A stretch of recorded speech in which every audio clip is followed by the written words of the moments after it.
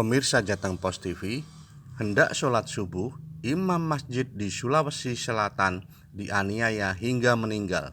Korban ditemukan bersimbah darah di teras masjid karena kepalanya dipukuli Jumat pagi 31 Desember 2021.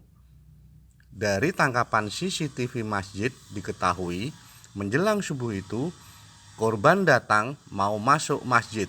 Tiba-tiba pelaku, anak muda, mengikuti dari belakang. Saat korban mau masuk masjid, pelaku menegur dari belakang.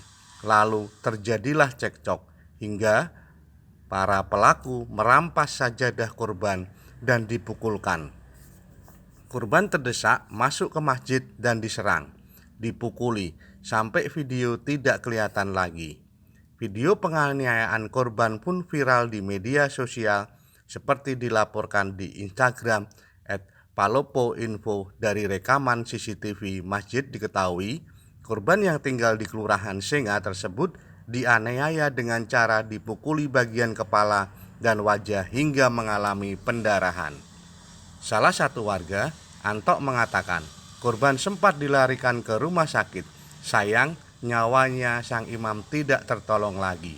Korban sempat dilarikan warga ke rumah sakit terdekat. Sayang, nyawanya sudah tidak tertolong lagi, ucap Antok.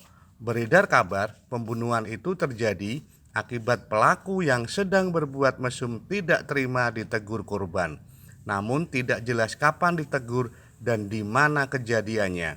Polisi setempat langsung bertindak cepat menangkap pelaku. Rendra Wijaya, Jateng Pos TV melaporkan dari Semarang, Jawa Tengah.